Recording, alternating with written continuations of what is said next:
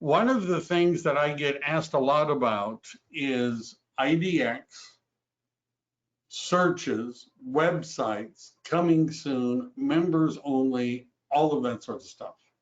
And I thought, and so I put in some links to some of the different areas, but I wanted to explain really what's going on. And although I'm going to be showing what my EXP IDX website looks like, if you're at Keller Williams, you have one that works pretty much the same, right? If you're at Intero, your website works pretty much the same. All the IDX websites work pretty much the same.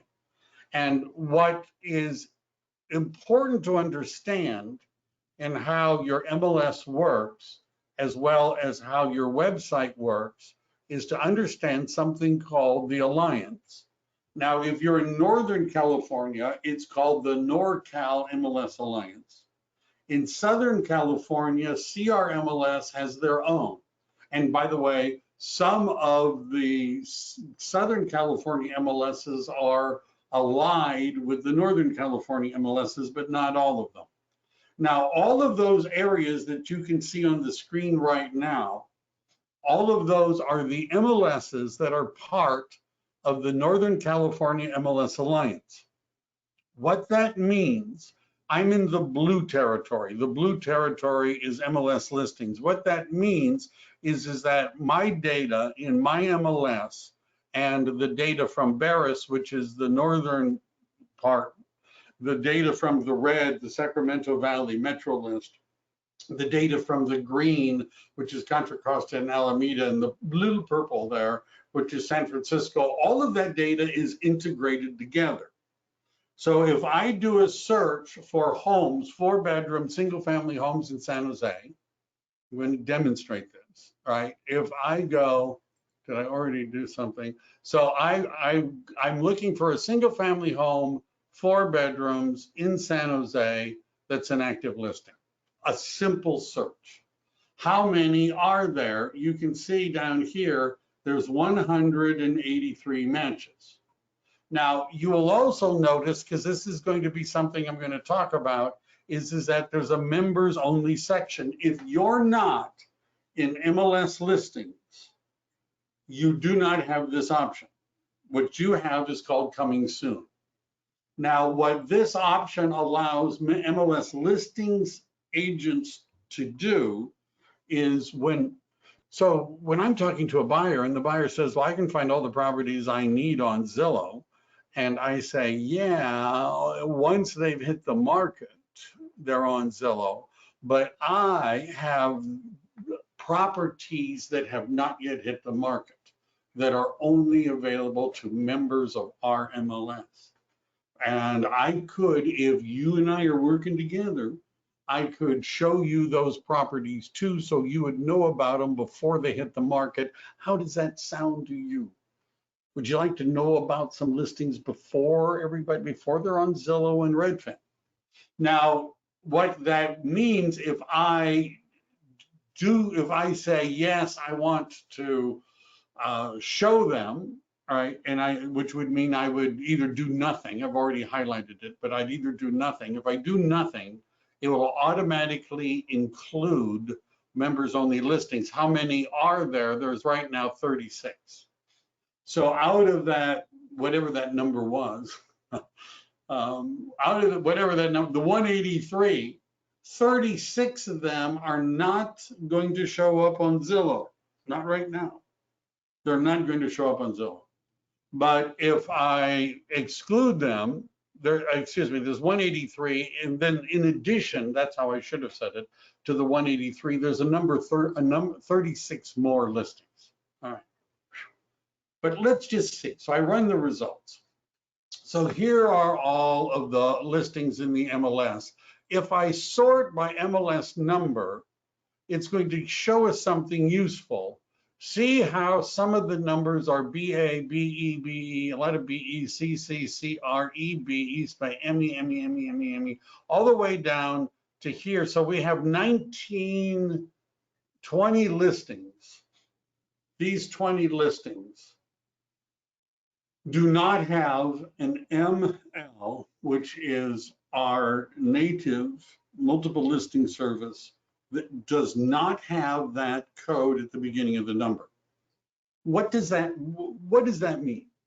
Well, what it means is that if I'm using a typical IDX website, if you're at Keller Williams, if you're at Ataro, if you're at Compass, if you're anywhere, and your company has given you a website, they have given you an IDX website. And what an IDX website is a IDX stands for the Internet Data Exchange, and it's a synchronization on your website of what's on your MLS. Now, what's going to happen is that all of those listings that were, does it give me 234? I'm going to have to look at the numbers. But all of these listings here, all of the BAs and the BEs and the CCs and the MEs, all of those listings, they will not show up on your website. Right? If you have a typical real estate agent website and you have an IDX feed, only the listings that are in the MLS that you paid for, that the IDX feed is paid for, will show up on your website. What if you say, well, I want all those Bay East ones to show on my website? You would have to join Bay East also, that MLS. Well, I want East Bay and I want Metro. You're going to have to join all of them. So what that means is inherently the websites that we're given by our brokers are not the best search engines for properties. They're not the best search engines.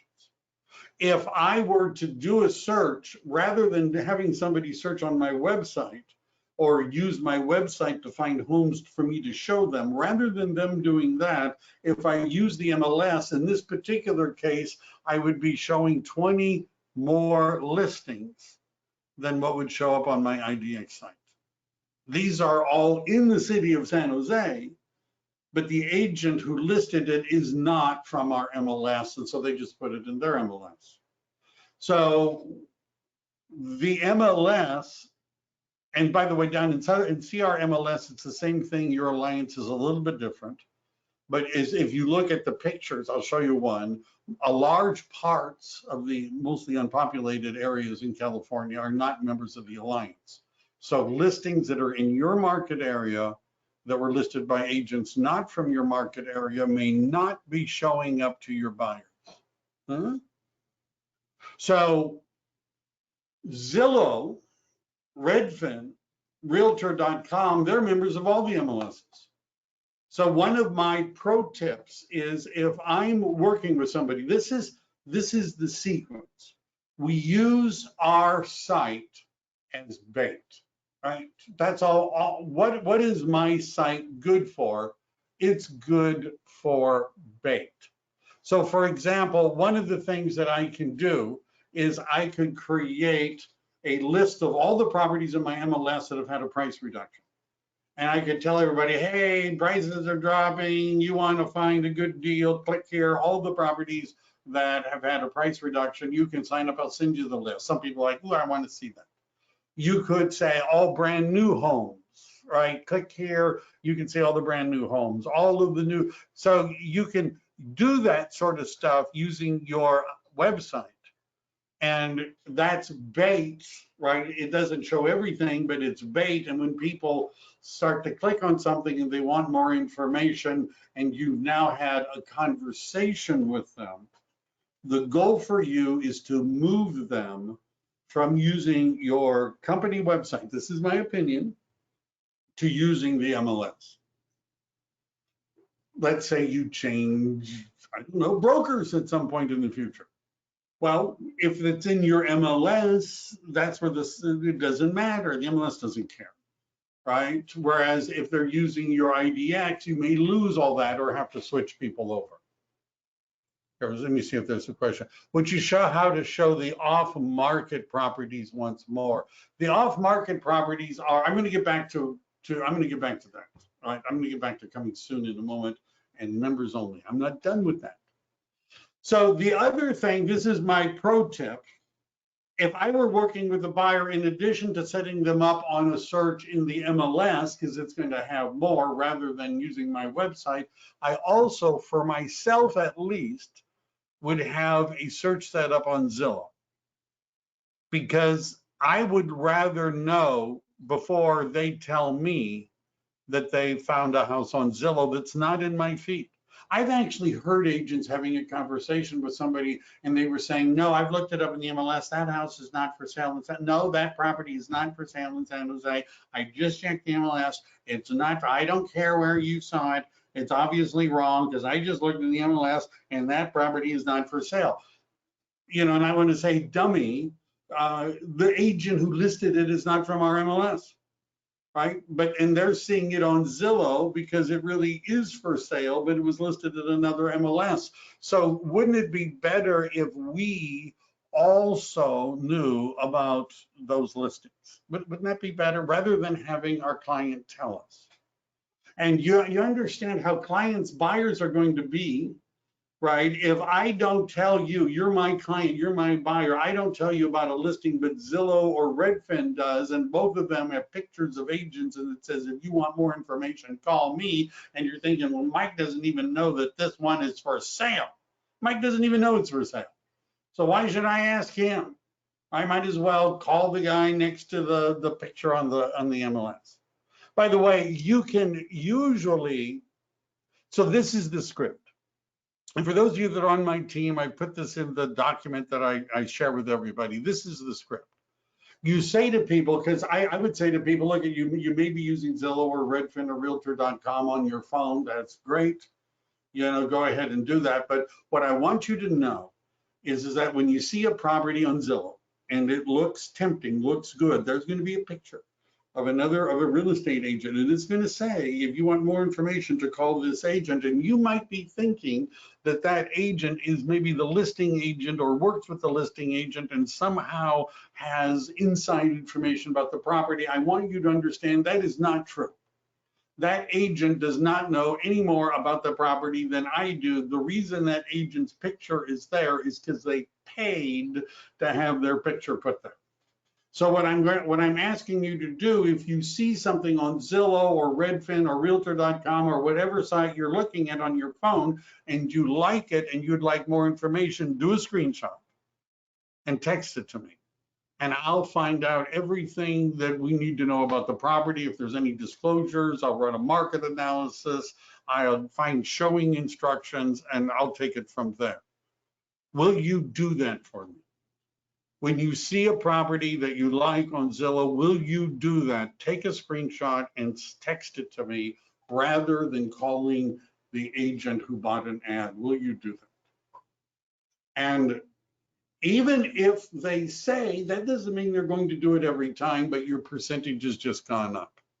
Does everybody understand that, right? Because Zillow works better, I hate to say this, than the MLS, because it's a member of more areas.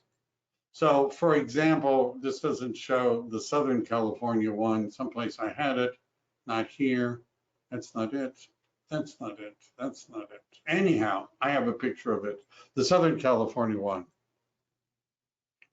So asking, yes, for sale by owners, there's lots of websites for that. I'm not going to get into, we're not going to get into that right now.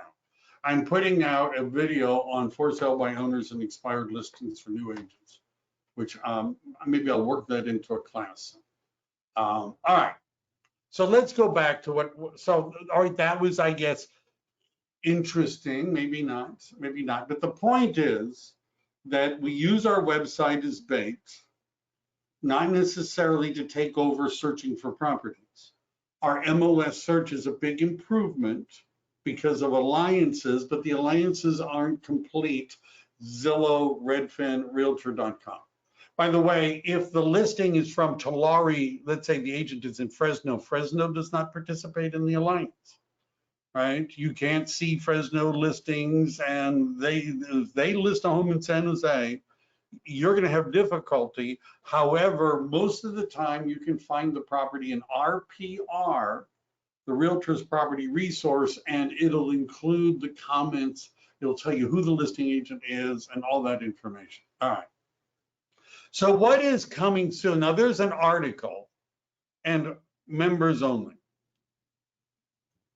What's going on here is, first, the National Association passed a rule called the Clear Cooperation Policy. And what Clear Cooperation essentially says is that you can't have what was known as a pocket listing anymore.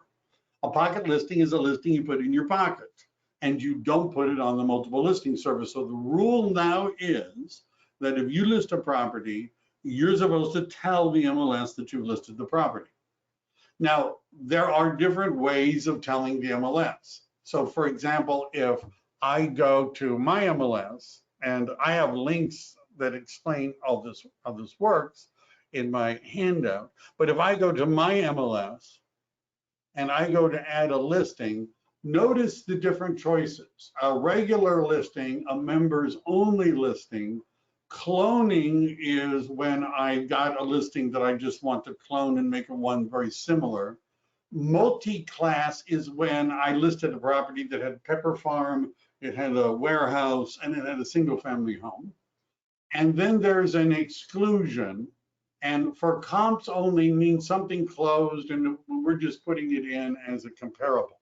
So the only two, well, there's three. We can, if we're ready to list it and put it on the MLS, and that means days on market will start ticking, right? We want that clock to start ticking, and we want everybody to know that the property is for sale. We put it on as a regular listing.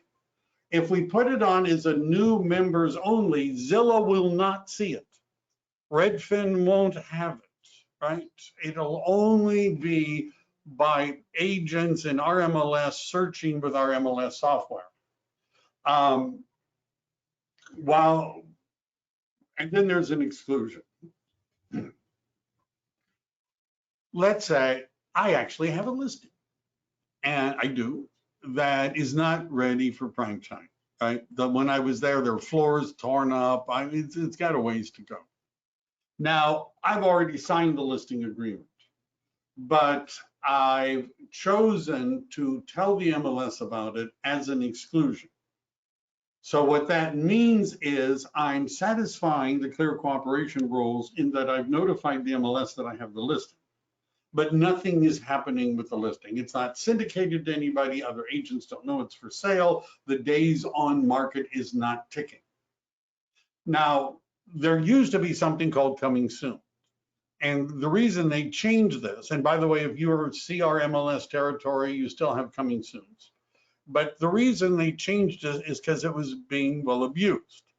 And the way it was being abused is that the listing agent would want the property. They would say, okay, in 2 weeks, we're going to be ready to put it on the market. So the listing agent would put up a coming soon sign, sometimes would start advertising like in Craigslist and things like that, social media, hey, I have a property coming up, you know, and even showing the property and doing open houses while it's still coming soon.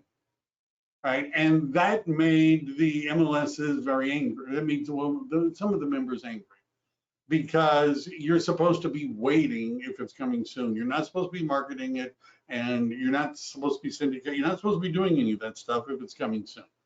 So what our MLS did is they eliminated coming soon.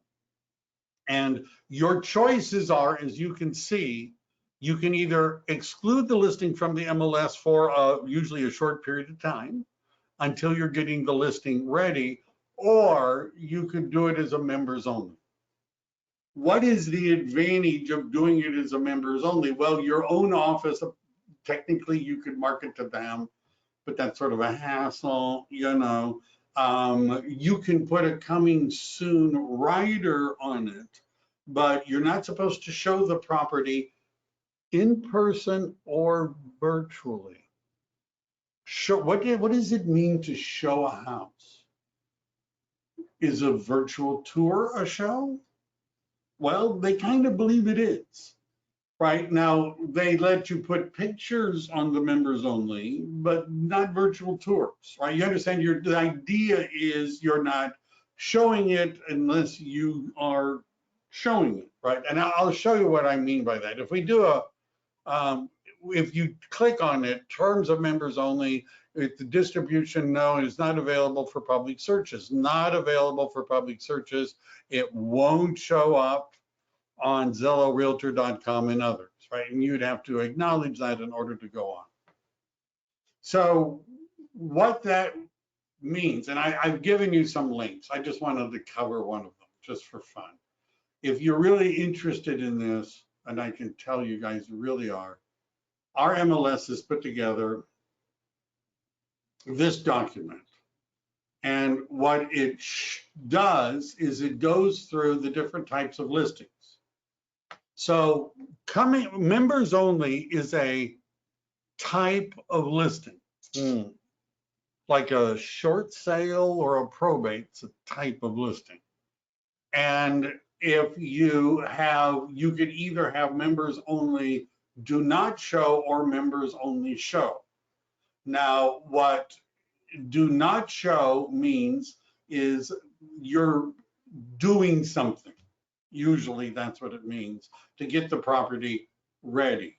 No DOM. DOM means days on market. New list date, that means that once you make it active, the list date is the date you're making it active. And a new price history, I don't know how that even comes up, but there it is. If you have members only show, there are some people that don't want their home on Zillow, Realtor.com, or Redfin. They were all going together in my head there for a second. They want to sell the house now. We're not really waiting to show it. We want it, but we don't want it on Zillow. We don't want everybody looking at it, gawking at it, taking pictures, telling everyone about it. So that sometimes happens with celebrities or very expensive homes, where now this is a property that only members of our MLS can see it. Right? If you're not a member of our MLS, you will not be able to see that. And if you say that this is a members only and go ahead and show it, then the days on market starts ticking. Do not show, no days on market. Showing it to members, days on market. And then regular active is, well, we're doing it. Now, the purpose is limited distribution if you have show only, pre-market interest while property is being prepared, share with other brokers, agents. Yes, you can do that because it's a members only. Advertising, you can only advertise it. This is the do not show as coming soon. You can have a coming soon sign in the yard. I get asked that question a lot. Can I have a for sale sign with a rider that says coming soon? The answer is yes. But look at this. You may not show to anyone, agents or the public. If you put it in as a members only do not show, this may seem logical, but we're dealing with real estate agents. If you put it in as members only do not show, that means you don't show it. That's what it means. Do not show means don't show it. So if you put it in as a members only do not show, you're not supposed to be letting anybody. I was asked the question, can we do open houses? You're not supposed to show it to anybody. Right? Now, if it's a members only show, you can advertise. No, there's no restrictions, right? But the seller, you're showing it, and you can tell agents to make an appointment or come by. Can I ask for offers? This is an important one. If you've said do not show it, you're not supposed to have offers. You're not supposed to be asking for offers. So in other words, if you said members only do not show, you don't put in we're taking offers next Tuesday during the members only period. You can't do that. If you're soliciting offers, then it has to be out of the do not show category. Now, if somebody makes an offer, like this is a question I heard today. Well, supposing I have a members only do not show and I'm not taking offers and an agent just emails me an offer. What am I supposed to do? Well, under the law of California, you're supposed to show it to the seller immediately. Now, you would probably explain to the seller that we're not really ready and we haven't put it on the market and not everyone has had a chance, and we could probably get more money if we waited, who knows, right? You know, but we could probably get more money. And usually those kind of offers are subject to inspection because they haven't seen it. But you understand, but maybe you've got, 50 photos on the, you've got a bunch of photos. And so people are like, I just want to buy it. I don't care. You have to present the offer, right? If somebody sends you an offer, you have to present it, but you're not supposed to be soliciting offers. You're not supposed to be asking for them doing this. Anyhow, it's not sent, and it's not syndicated. So I just thought I would share that. And I'm going to show you how to search for it in a moment. Now, CRMLS, it's possible that the other MLSs are going to follow what MLS Listings is doing because they typically do. So most of the other MLSs, and this is true for Bridge, which is East Bay, Bay East, most of them allow agents to have a coming soon for 21 days. To stage properties, right? And within 1 day of any public marketing, you have to make sure it's in a coming soon status. So again, you could put it in as an exclusion, right, for a time period until you're getting ready and then go live, or you could put it in as a coming soon. MLS rules allow advertising as long as you say coming soon, which is what real estate agents want to say. Coming soon, not yet on the market, coming soon. And you have to offer a commission, right, on those. They don't go out to the portals. Right? I'm not sure about notice Zillow's not on that list. But they're not supposed to go out in the portal. They used to go out on all the portals. Zillow had the coming soons as well. Now we've done something so that we have something that they don't. And so this article goes through about how you would create it. Down in Southern California, it's more complicated because there's Flex MLS, there's Matrix, there's Paragon, and in some areas they even use Rapatoni, and it's a little bit different. And by the way, the rules as to what you can do with the coming soon vary based upon whatever MLS you're in. They just vary, right? Let's talk about searching for it, right? How many tabs do I have open? I don't know, a lot, too many. So let me go back here to a search. Matrix. Active, single family, gotta have 4 bedrooms. San Jose, 219. Notice before it was like 183.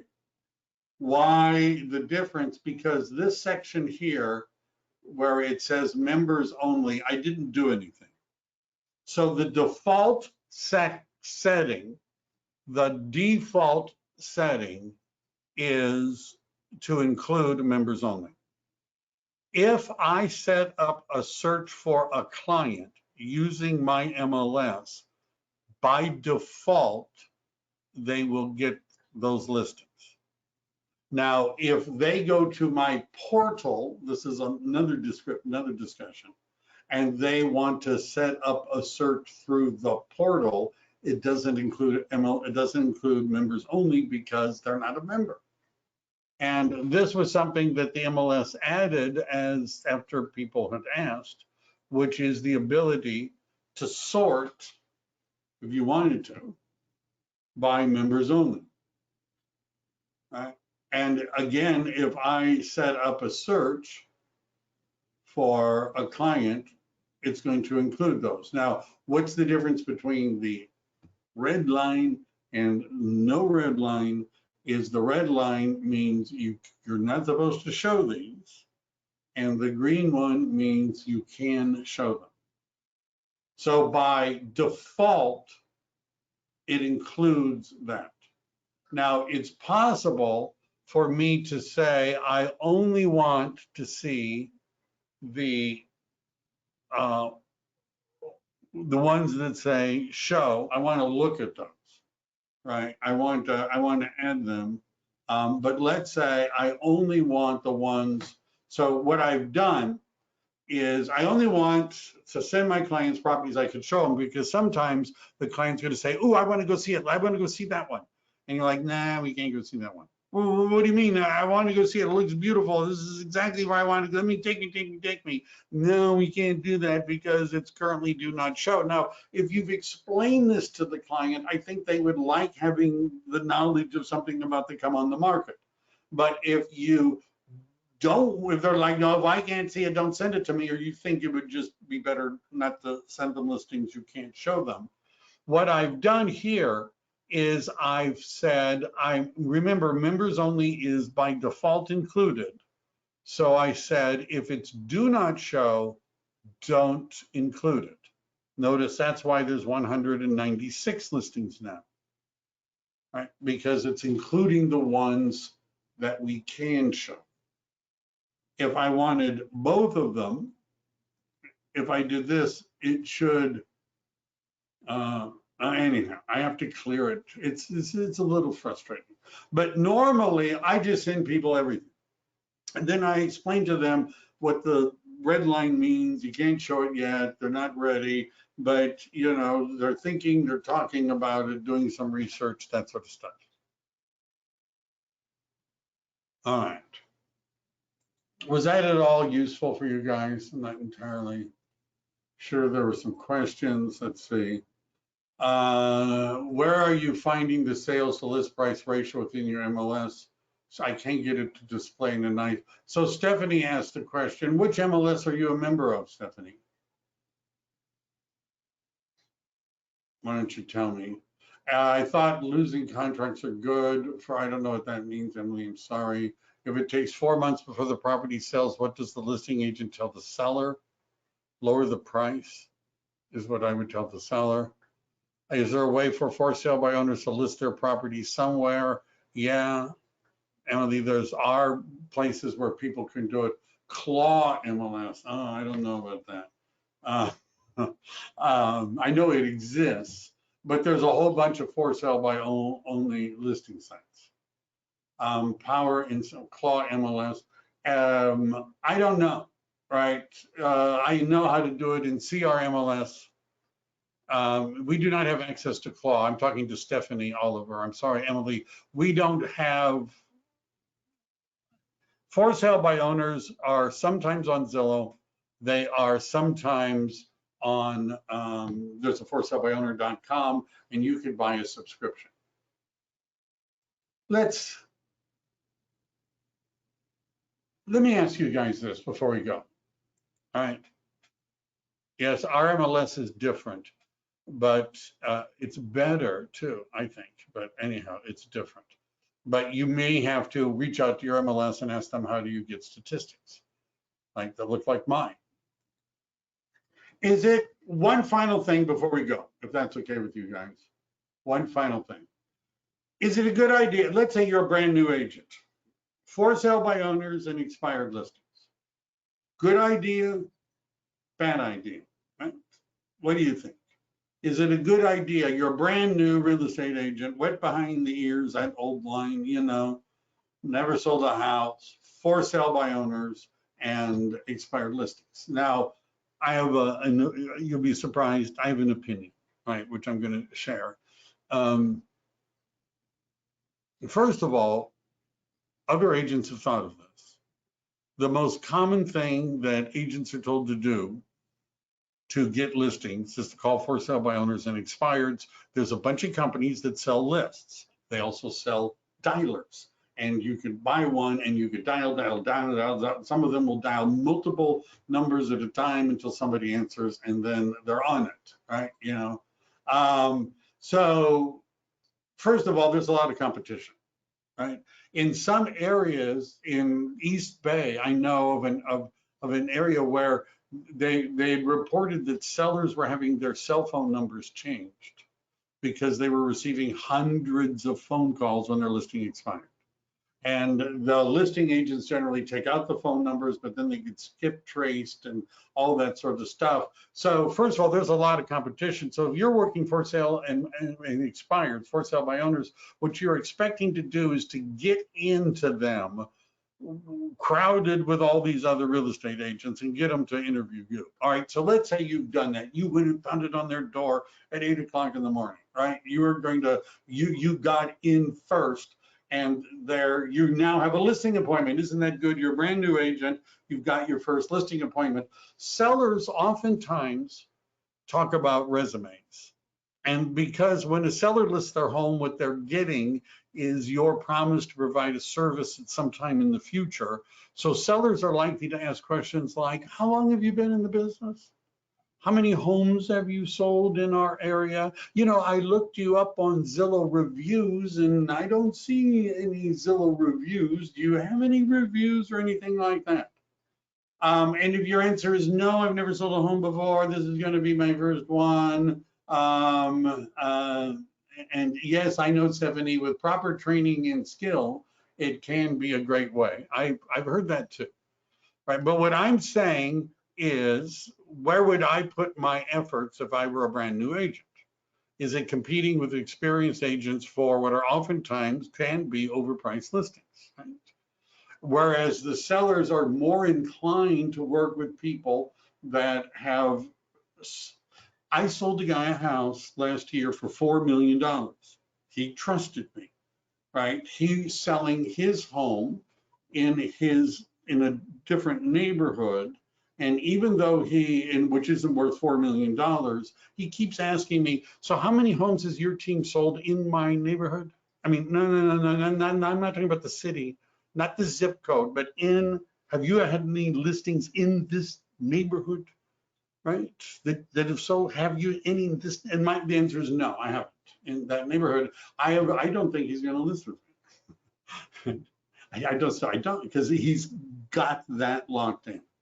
So my suggestion for most people that are new, and by the way, if you want to do this, there's a lot of videos on how to do it, and you could buy, Red X, and you could jump in and get the list scrubbed and do all that stuff, so you're not committing a crime by calling somebody on the do not call list, right? That's possible, but I also know, I did this class recently on cold calling is for amateurs, that when the NAR surveys people, and they ask them, how did you find your agent when you're selling your home?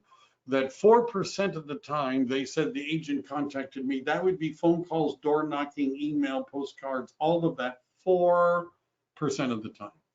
96% of all listings are sourced from non-for sale by owner expireds, not cold calling. 96% of the listings, they found their agent through other means.